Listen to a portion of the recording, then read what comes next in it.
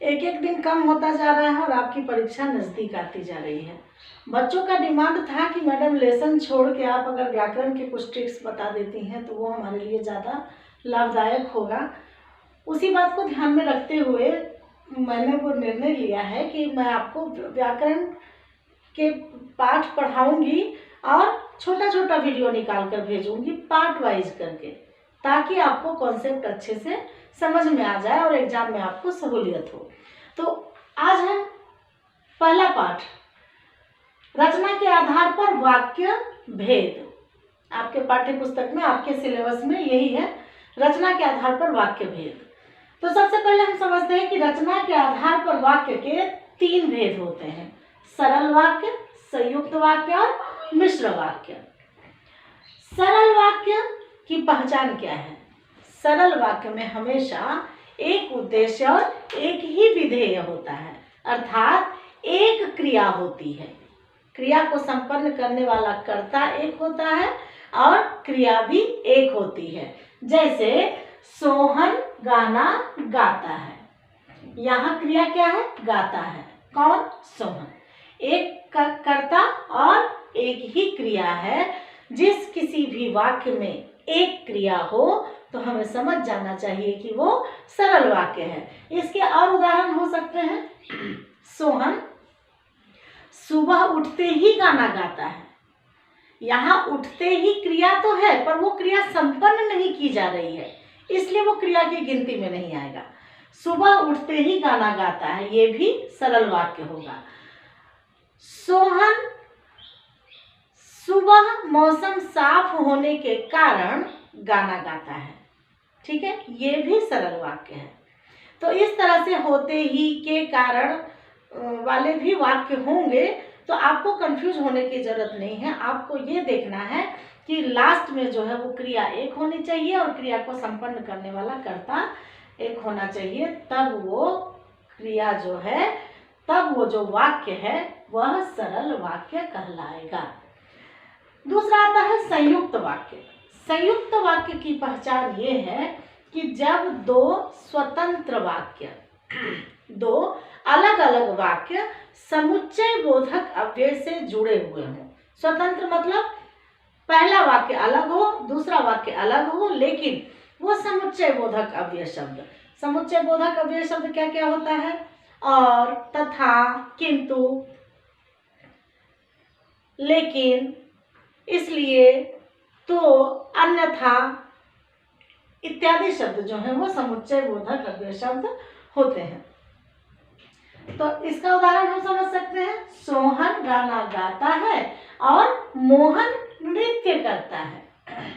सोहन गाना गाता है अलग वाक्य है और मोहन नृत्य करता है अलग वाक्य है, और वो जुड़ा है किस समुच्चय बोधक अव्यय शब्द से? और।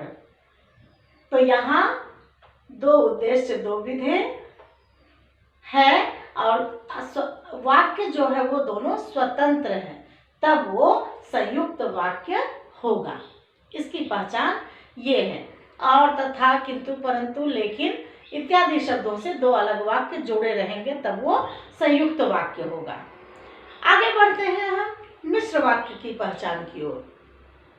मिश्र वाक्य की पहचान ये है कि दो वाक्य तो होंगे, लेकिन दोनों वाक्य संयुक्त की तरह स्वतंत्र नहीं होंगे। एक वाक्य दूसरे वाक्य पर निर्भर होंगे, आश्रित होंगे, तब वह मिश्र वाक्य होगा। कैसे? जैसे इसी का उदाहरण हमने लिया है कि जब सोहन गाना गाता है तब मोहन नृत्य करता है। तो मोहन नृत्य करता है कब? ऐसे नहीं करता है। कब नृत्य करता है? जब सोहन गाना गाता है। तो मोहन नृत्य करता है, ये वाक्य सोहन गाना गाता है, इस वाक्य पर आश्रित है, तब ये मिश्र वाक्य है। मिश्र वाक्य की पहचान है कि वहां पर एक वाक्य अलग होगा और दूसरे वाक्य में जहां, जब, जैसे, ज्यों ही, त्यों ही, यदि इत्यादि शब्द होंगे, वहां पर समझ जाना चाहिए कि वो मिश्र वाक्य है। जैसे, और उदाहरण से मैं आपको समझाती हूँ। जैसे कि ज्यों ही मैं स्टेशन पहुंचा, ट्रेन निकल चुकी थी। ज्यों ही आ गया। ये वही लड़का है जो कल मुझे बाजार में मिला था। जो आ गया, मिश्र वाक्य। एक और वाक्य होता है जिसमें क में छोटी ई की मात्रा होती है।